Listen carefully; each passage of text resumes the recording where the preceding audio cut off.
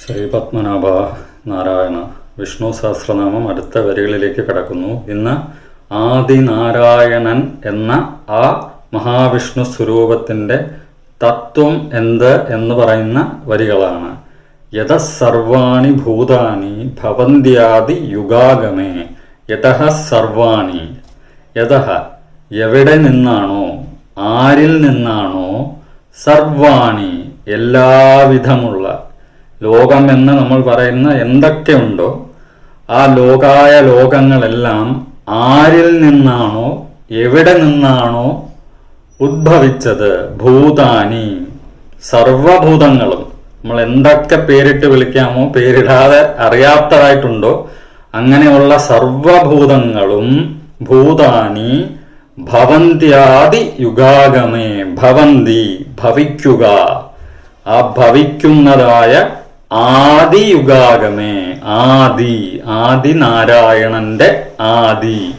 ആദി എന്നാൽ തുടക്കം എന്നുള്ള ഒരു അർത്ഥം എടുക്കാമെങ്കിൽ പോലും ആദി എന്നതിന് മധ്യവും അന്ത്യവും അതേ വാർത്തയിൽ തന്നെ ഉണ്ട്, ആ വാക്കിൽ തന്നെ ഉണ്ട്. കാരണം ആദി എന്ന ഒരു വാക്ക് പറഞ്ഞാൽ അതിന് ഒരു മധ്യമുണ്ടാവും, ഒരു അന്ത്യവും ഉണ്ട് എന്നാണ് ഇവിടെ പറയുന്നത്. കാരണം ആദി യുഗ ആഗമേ, യുഗത്തിന്റെ, ആദിയുഗത്തിന്റെ. ഏതാണ് ആദിയുഗം നമുക്കറിയില്ല. ആ അറിയാത്തതായിട്ടുള്ള ആദിയുഗത്തിനെ കുറിച്ചാണ് പറയുന്നത്. നമ്മളെല്ലാം അറിയാമെന്ന് ശാസ്ത്രീയമായി തെളിയിച്ചുകൊണ്ടിരിക്കുമ്പോഴും ഈ ആദി എന്നുള്ളത് എന്താ എന്ന് ഇപ്പോഴും അറിയില്ല.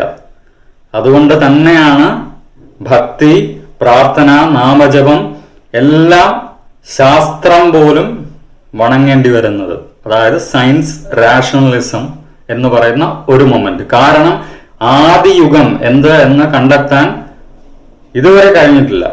ഏതാണ്ടൊരു പ്രോക്സിമിറ്റി, അപ്രോക്സിമായിട്ട് പറയാം. അപ്പോൾ അങ്ങനെയുള്ള ആദിയുഗ ആഗമേ. ആഗമേ എന്നാൽ ആഗമം എന്നുള്ളത് ഒരു തന്ത്രപ്രയോഗവുമാണ്.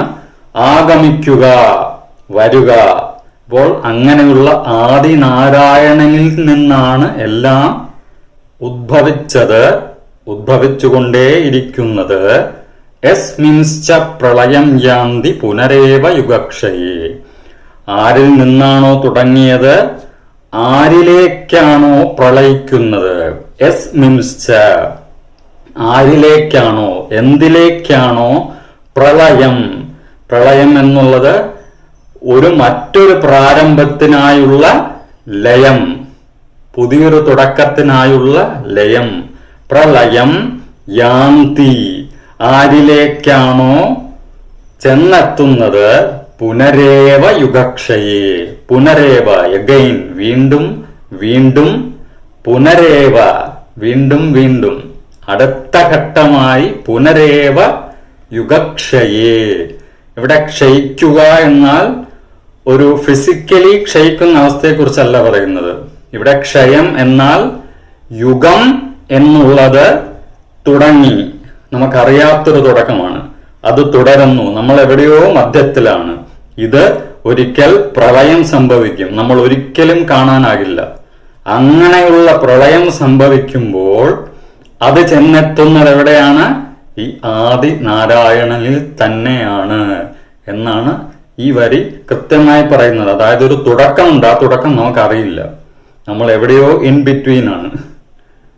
അതിനുശേഷം ഒരു പ്രളയവുമുണ്ട്. ആ പ്രളയം മറ്റൊരു തുടക്കത്തിനായുള്ള ലയമാണ്.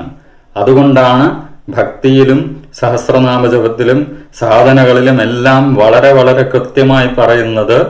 അല്ലെങ്കിൽ ഉള്ളിലേക്ക് നമ്മൾ എത്രത്തോളം ധ്യാനം ശ്വാസത്തിൽ എത്തിക്കുന്നോ ഈ അവസ്ഥകളെല്ലാം നമ്മൾ തൊടാൻ സാധിക്കും. കാരണം ഈ ശ്വാസം എവിടെ നിന്ന് തുടങ്ങി എന്ന് നമുക്കറിയില്ല, ശ്വാസം എങ്ങോട്ട് പോകുന്നു എന്നും അറിയില്ല.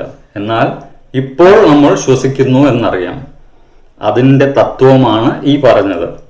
അപ്പോൾ യസ്മിൻശ്ച പ്രളയം യാന്തി പുനരേവ യുഗക്ഷയേ. ആദിനാരായണന്റെ തത്വത്തിലുള്ള രണ്ട് വരികളാണ് ഈ പറയുന്നത്. യതഃ സർവാണി ഭൂതാനി ഭവന്ത്യാദിയുഗാഗമേ.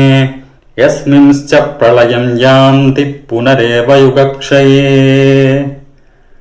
ശ്രീപത്മനാഭ നാരായണ ശരണം. പത്മ.